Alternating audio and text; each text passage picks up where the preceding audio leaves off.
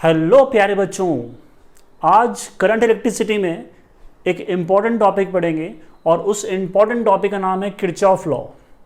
Kirchhoff law जो है वो हम यूज़ करते हैं to solve the complicated circuit. हमारे पास क्या होता है कि जो सिंपल सर्किट होते हैं उनको तो हम लोग सॉल्व कर लेते हैं with the help of Ohm's law, V is equal to I R, जो मैं प्रीवियस लेक्चर में पढ़ा चुका हूँ।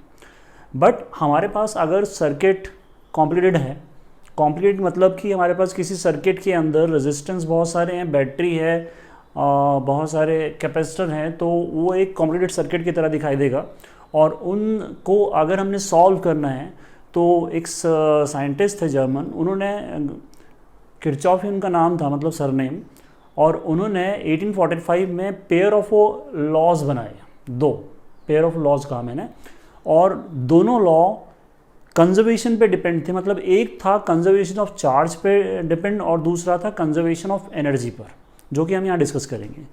तो पहला हमारे पास यहाँ डिस्कस करेंगे that is the Kirchhoff first law, जिसको हम लोग जंक्शन रूल भी कहते हैं। ठीक है, अब ये जंक्शन रूल को कहने के लिए मैं यहाँ आपको डायग्राम के साथ चलता हूँ और साथ साथ में समझते भी हैं। देखिए हमारे पास ये सामने ये जो मैंने पॉइंट बनाया हुआ है ये जंक्शन है, और यहाँ पर ऐसा मान लीजिए कि कुछ इस तरह से वायरिंग है। ठीक है, ये जो दिख रहा है ना आपको लाइनिंग, ये वायरिंग है। तो इसमें मान लो यहाँ पर करंट आ रहा है I1, यहाँ पर करंट आ रहा है I2 और यहाँ से करंट आ रहा है I3। ठीक है, और ये करंट जो है वो आगे निकल गया I4, I5 और I6। ठीक, तो ये वायरिंग में करंट यहाँ से आया और वहाँ आगे चला गया, जिनके नाम मैंने आपको दे दिया। अब ये बच्चों जो आपको पॉइंट दिख रहा है ना, इसको हम लोग यहाँ पर जंक्शन या फिर नोड कहते हैं। नोड, जिसको हिंदी में हम चौराहा बोलते हैं, कि चौराहा समझते हैं, बहुत सारे रास्ते जहाँ मिलते हैं। अब यहाँ पर डेफिनेशन को डिस्कस करें, जो कि आपके सामने स्क्रीन में आपको नजर आ रहा है। लिखा हुआ है कि the algebraic sum of the current meeting at the junction in a close loop is always equal to 0। या फिर एक और डेफिनेशन है जिसमें हम लिखा है कि it state that the sum of the current meeting at the junction is equal to the sum of the current leaving. जितना यहाँ पर एंटर करेगा उतना वहाँ पर वो लीव करेगा। अब मैं इसको आपको यहाँ लिख के भी समझाता हूँ। डेफिनेशन आई थिंक आपने नोट डाउन कर ली है।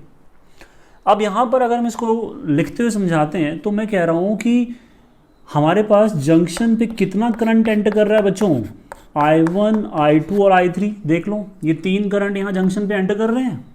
तो जितना करंट एंटर करता है ना उतना ही करंट यहाँ पर निकल जाता है। तो I4, I5 प्लस I6 ये हमारा करंट निकल गया। बट दोनों का क्या रहा, जितना एंटर करा उतना ही निकला। अब हम क्या करते हैं, इस करंट को यहाँ पर जो लिखा हुआ है उसको इस तरफ लाइए तो साइन चेंज होगा। तो I4, I5, I6 हो गया नेगेटिव और नेट करंट ये बन गया 0।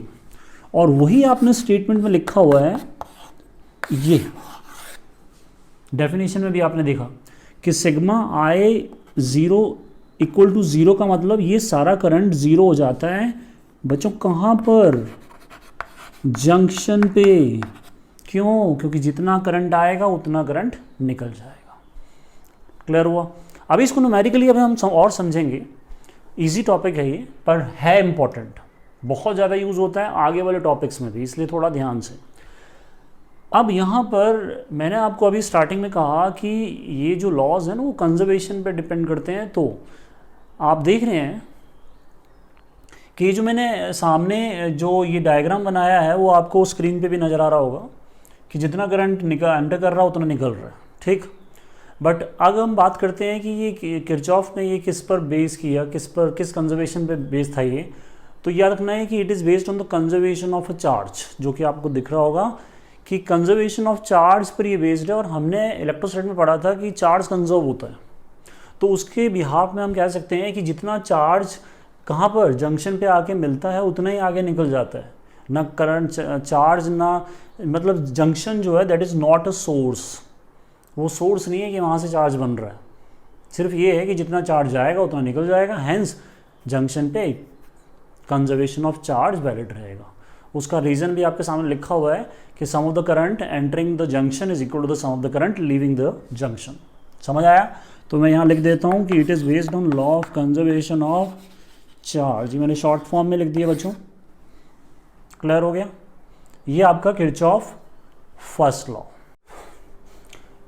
देखिए किरचॉफ फर्स्ट लॉ को समझने के लिए एक न्यूमेरिकल लेते हैं, फाइंड द करंट आई। और ये सामने जो आपको एक सर्किट दिखाई दे रहा है जिसमें हमारे पास करंट चल रहा है अलग अलग वायर में, इसमें आपको ये करंट आई जो दिख रहा है ये निकालना है कितना है इस पार्ट में, इस वाली वायर में। तो इसको स्टार्ट कैसे करना है, आपने दिखा है कि यहाँ पर ना हर जगह करंट चल रहा है, तो घबराना नहीं है इसमें, सिंपल क्वेश्चन है। यहाँ पर आप देख रहे हैं कि 6 एम्पियर और 5 एम्पियर करंट आ रहे हैं कहाँ पर, ये इसका जंक्शन है, जहाँ पर वे मीट करते हैं वो वहाँ पर जंक्शन हो जाता है। तो ये दोनों का जंक्शन है, तो जितना करंट आएगा उतना जाएगा। तो ये 6 और 5 कितने होते हैं, 11। तो यहाँ मिलकर ये कितना निकलेगा बच्चों, यहाँ पर 11 एम्पियर निकलेगा, ठीक, क्योंकि ये मिलाकर 11, यहाँ भी 11। समझ आ गया? करंट एंटरिंग और करंट लीविंग बराबर होता है। अब ये 11 यहाँ से जब यहाँ पहुँचेगा तो अगेन ये आप देख रहे हैं एक जंक्शन ये आ गया, इसका नाम देते हैं नोड N1, इसका नाम देते हैं नोड N2। तो दूसरे नोड पे जब पहुँचा ये, तो यहाँ 11 एम्पियर आया, पर ऊपर कितना है देखिए 1 और 2 है। तो यहाँ भी एक छोटा सा जंक्शन है ये, और इसका मतलब यहाँ पर 1 और 3 जा रहे हैं, 1 और 2 जा रहे हैं। तो कहाँ से जा रहे हैं, आए कहाँ से, यहाँ से। तो मतलब यहाँ से 3 एम्पियर आ रहा है, तो 1 यहाँ चला गया, 2 यहाँ चला गया, ठीक। तो 11 में से क्या हुआ, 3 ऊपर चला गया और बचा हुआ पार्ट नीचे चला जाएगा, जितना करंट आएगा उतना चला जाएगा। तो यहाँ पर आप देख रहे हैं 3 अगर ऊपर चला गया तो नीचे कितना जाएगा, 11 में से 3 निकाल दो तो उतना यहाँ जाएगा, दैट इज 8 एम्पियर। चेक कर लो, क्लियर हो गया? अब हमारे पास यहाँ पर ये ऊपर वाला पार्ट सॉल्व हो गया। अब ये 8 एम्पियर पे ध्यान देना, 8 एम्पियर यहाँ पर आके मिल रहा है, एक नोड यहाँ पर और है, इसका नाम देते हैं N3, ठीक है ना। नोड N3 मतलब जंक्शन नंबर 3। तो ये करंट यहाँ पर आकर मिलता है, तो 8 एम्पियर में आप देख रहे हैं कि यहाँ से भी करंट आ रहा है और यहाँ से भी, मतलब ये दोनों एंटर कर रहे हैं। तो दोनों एंटर कर रहे हैं तो दोनों ऐड होंगे, तो 8 और 2 हो जाएंगे 10, और यहाँ से मिलकर दोनों कहाँ जाएंगे, जहाँ आगे जगह है, तो तीसरे यहाँ पर निकलेंगे, तो बनेगा 10 एम्पियर। क्लियर हो गया? अब 10 एम्पियर यहाँ से आएगा तो इधर मिलेगा, और यहाँ से 2 आएगा, 10 और 2 दोनों मिलकर कहाँ जाएंगे, क्योंकि ये भी एंटर है ये भी एंटर है, तो दोनों मिलकर अगले वाले वायर में एंटर करेंगे और वो यहाँ से ऐसे निकलेंगे। Hence this current is what, sum of these two, 10 + 2 is 12 ampere. तो हमारा आंसर जो आया वो 12 एम्पियर आया इसका। मैं एक बार फिर बोल देता हूँ, 5 और 6 मिलकर बनेंगे 11, यहाँ से 3 ऊपर चला जाएगा और बचा हुआ पार्ट यहाँ पर जाएगा। 8 और 2 मिलकर बनेंगे 10, और 10 और 2 मिलकर बनेंगे कितने, 12, ठीक। अगर आपको समझ आ गया तो बढ़िया ही, नहीं तो इसको वीडियो को थोड़ा बैक करके फिर से देखिए। क्लियर हो गया?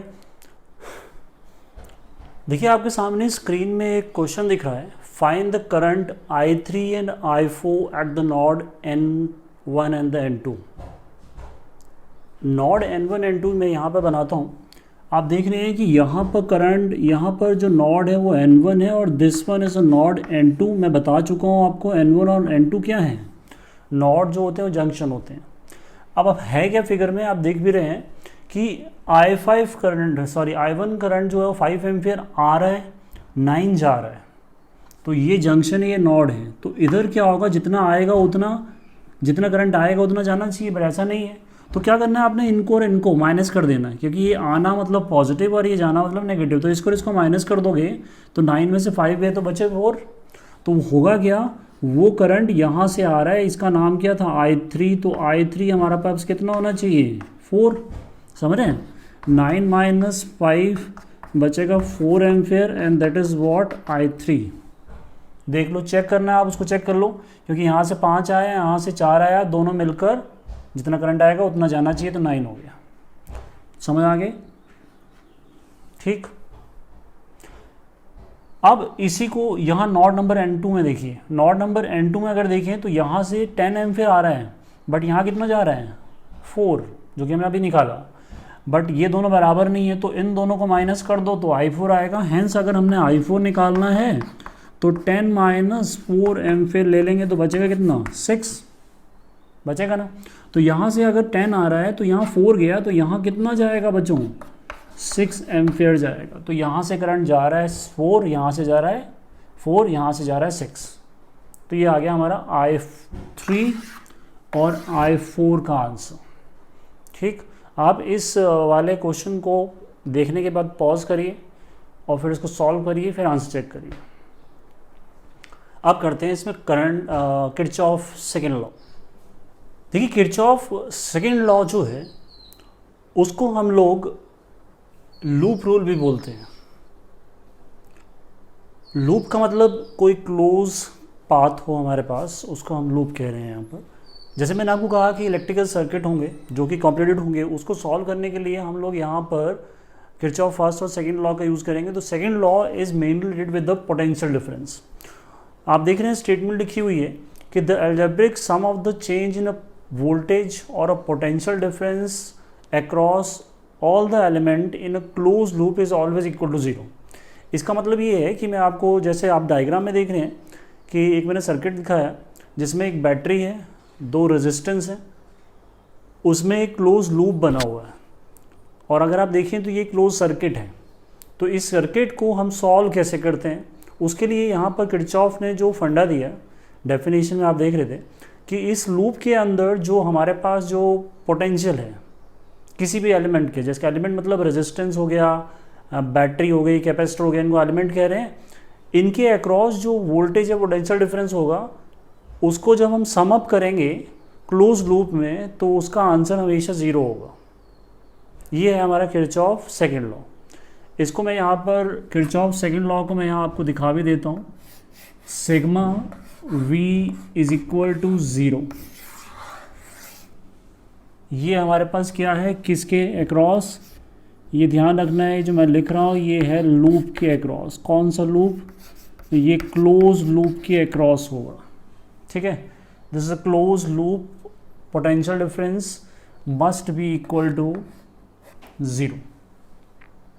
ठीक, अब इसको क्लैरिटी लाने के लिए हमारे पास क्या होता है कि अगर जैसे हमने सॉल्व करना है तो हमारे पास साइन कन्वेंशन आनी चाहिए। मैंने ये यहाँ पे बनाया हुआ है कि एक वोल्टेज है, 2 रेजिस्टेंस है, और इसमें ना इस बैटरी, ये बैटरी सोर्स है, तो यहाँ से करंट निकला आए, ये करंट आए यहाँ गया और फिर घूम के वापस आ गया। ठीक है, अब अगर हम देखें तो यहाँ कोई जंक्शन नहीं है, तो इसमें करंट जितना जाएगा उतना वापस आ जाएगा। बट यहाँ पर क्लोज लूप है। अब इसको कैसे सॉल्व करते हैं, इसके लिए हम क्या करते हैं, यहाँ पर ना इस तरह से लूप बनाते हैं। ये हमारी मर्जी होती है, इसको चाहे आप क्लॉकवाइज बनाइए चाहे आप इसको एंटी क्लॉकवाइज बनाइए, ये हमारे पास एक लूप बन गया। ठीक है, अब आप ये जो मैंने एरो बनाया ना, इसको आप लोग इस तरह से बनाइए, चाहे आप इसको उल्टा बना लीजिए, क्लॉक और एंटी क्लॉकवाइज, वो हमारे ऊपर डिपेंड करता है। अब इसको सॉल्व करने के लिए आपको ना पहले साइन कन्वेंशन आने चाहिए। तो साइन कन्वेंशन आप देख रहे हैं कि साइन कन्वेंशन में जो हमारे पास सबसे ऊपर दिया हुआ है रेजिस्टेंस, फिर उसके नीचे एक जो सिंबल बने हुए रेड कलर के, दैट इज़ अ सेल, और नीचे हैं कैपेसिटर। तो इन सब के अपने अपने सिंबल हैं, वो आपको पता होने चाहिए, उसके बाद ये ईजी हो जाता है। तो देखिए ऐसा है कि आप देख रहे हैं सबसे वो टॉप पे कि हमने डायरेक्शन जो ली है, direction of transfer is A to B, मतलब हमने ये चूज़ किया है, जो लूप बनाया ना जैसे, तो उसमें हमने डायरेक्शन चूज़ की कि हम A से B जा रहे हैं रेजिस्टेंस के अक्रॉस। तो रेजिस्टेंस के अक्रॉस अगर हम A से B जा रहे हैं और उसी डायरेक्शन में करंट भी जा रहा है, तो रेजिस्टेंस क्या है, एक ऐसा सोर्स है जो पोटेंशियल को ड्रॉप करता है। तो वहाँ पर पोटेंशियल ड्रॉप कौन सा होगा, Ohm's law, V is equal to IR। But यहाँ साइन क्या आएगा, अगर हमारा पहला देखिए साइन कन्वेंशन जो A से B तक जा रहा है उसी तरफ करंट जा रहा है, तो हमारे पास साइन आएगा -IR, क्योंकि पोटेंशियल ड्रॉप हुआ। उसके साथ वाले में देखिए कि उसमें हमने डायरेक्शन क्या लिया, उल्टा, B से A, करंट जा रहा है A सीधा। तो अगर हमारे पास क्या होता है कि करंट की डायरेक्शन और डायरेक्शन की जो डायरेक्शन है वो दोनों उल्टा हैं, तो साइन आता है +IR वोल्टेज में, और अगर हमारे पास दोनों का साइन डायरेक्शन सेम है रेजिस्टेंस के अक्रॉस तो साइन आता है माइनस आई आर। ठीक है, दूसरा हमारे पास है सिंबल किसका, सेल का। सेल के अक्रॉस होती है ईएमएफ, ठीक, जिसको हम लोग यहाँ पर पोटेंशियल डिफरेंस को यहाँ ईएमएफ कह रहे हैं, उसके बारे में हम आगे जाके टॉपिक में पढ़ेंगे। अब देखिए इसमें क्या है कि हमारे पास डायरेक्शन लिखी है ए से बी, तो ए से बी अगर आप लोअर से हायर पोटेंशियल, लोअर मतलब वो जो माइनस वाला वो लोअर है, वो बड़े वाला क्या है लाइन वो हायर है, तो लोअर से हायर जाएंगे तो प्लस आएगा ई, और अगर हायर से लोअर जाएंगे मतलब प्लस से माइनस जाएंगे तो साइन आएगा माइनस ई। ठीक है, क्लियर हो गया। और लास्ट है कैपेसिटर का। Capacitor is a source store house of a charge. तो एक में प्लेट में ये दो प्लेटें हैं, एक पॉजिटिव प्लेट एक नेगेटिव प्लेट, तो पॉजिटिव से नेगेटिव गए तो पोटेंशियल आएगा V is equal to minus Q upon C, क्योंकि आप हायर से लोअर पोटेंशियल जा रहे हो, माइनस में माइनस क्यू मतलब लोअर पोटेंशियल, तो साइन माइनस का आएगा। और अगर आप माइनस क्यू से प्लस क्यू जा रहे हैं तो आएगा आपके पास हायर पोटेंशियल, माइनस से प्लस तो साइन आएगा potential difference is plus Q upon C. तो कैपेसिटर के अक्रॉस पोटेंशियल डिफरेंस आएगा क्यू अपॉन सी, रेजिस्टेंस के अक्रॉस आएगा आई आर ओम्स लॉ, और सेल के अक्रॉस जो पोटेंशियल डिफरेंस को हम ईएमएफ कह रहे हैं दैट इज ई। साइन आपको ये पता होने चाहिए। इसको एक बार फिर से देख लेना। अब मैं आपको यही चीज़ क्वेश्चन में दिखाता हूँ, ये छोटे से क्वेश्चन में जो कि आपको स्क्रीन में भी नज़र आ रहा है। साइन कन्वेंशन याद कर लीजिए। अब देखिए मैं यहाँ पर बनाता हूँ इसको। होता ऐसा है कि ये हमारे पास कोई क्लोज लूप होगा, उसमें हमारे पास क्या होगा, ये लूप हमने खुद कंसिडर किया। अब हमारे पास यहाँ पर ध्यान देना कि करंट यहाँ से निकला, ये है लोअर पोटेंशियल, ये है हायर पोटेंशियल, फिर यहाँ से ये रेजिस्टेंस के अक्रॉस करंट इधर को गया, और हमारी जो डायरेक्शन है ना बच्चों वो भी इस तरफ है, दोनों की डायरेक्शन सेम है। इधर आइए तो इसमें हमारे पास इसकी और इसकी डायरेक्शन सेम है। ठीक है, अब स्टार्ट करते हैं। स्टार्ट यहाँ से करेंगे तो इसको देखना है आपने कि यहाँ से आप यहाँ पर गए तो लोअर से हायर जाओगे, तो जब हमारे पास लोअर से हायर जाएंगे तो इसके लिए जो साइन आएगा that is V S is what positive. ठीक है, उसके बाद आप यहाँ से आगे जाओगे तो रेजिस्टेंस के अक्रॉस पोटेंशियल ड्रॉप होता है, तो यहाँ पर इसकी और इसकी डायरेक्शन क्या सेम है, तब हमारे पास साइन क्या आता है माइनस, तो यहाँ आएगा माइनस आई आर वन। ठीक है, साइन कन्वेंशन को देखकर याद कर लेना।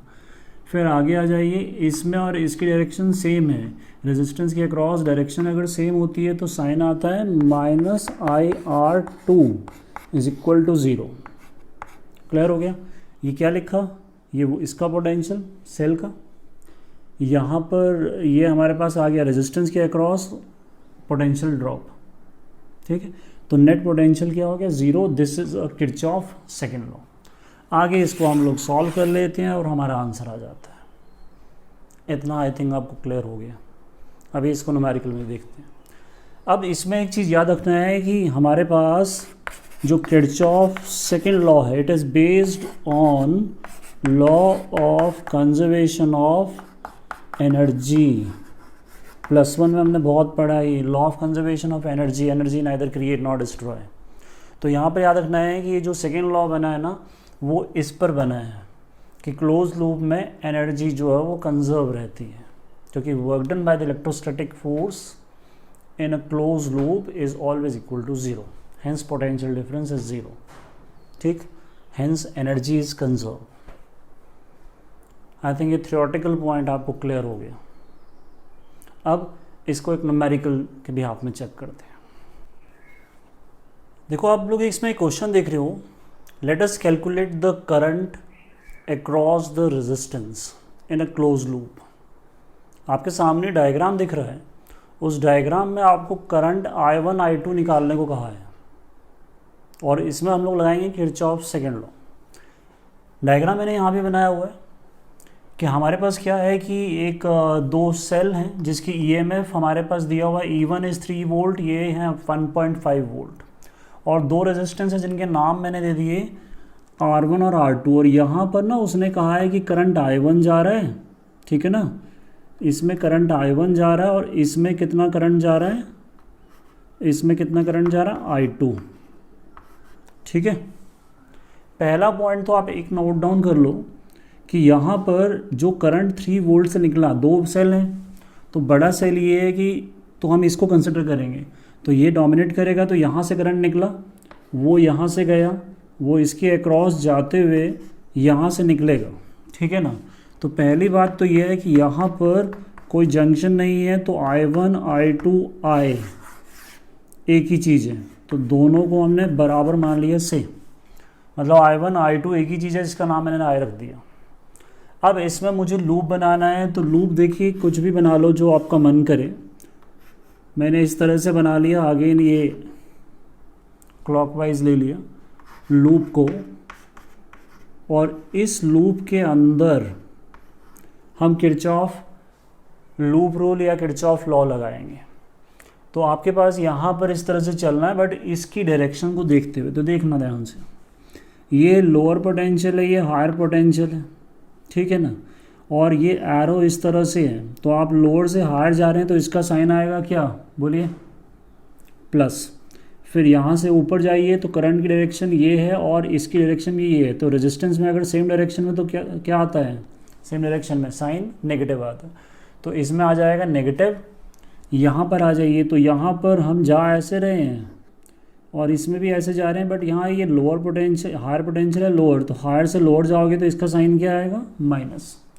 और फिर इधर से आ जाइए, तो इसमें जब हम क्रॉस करेंगे तो यहाँ पर इसका और इसका डायरेक्शन सेम है, तो हमारे पास डायरेक्शन अगर सेम है तो क्या होगा, रेजिस्टेंस के अक्रॉस साइन क्या आएगा, माइनस, क्योंकि ड्रॉप होगा पोटेंशियल।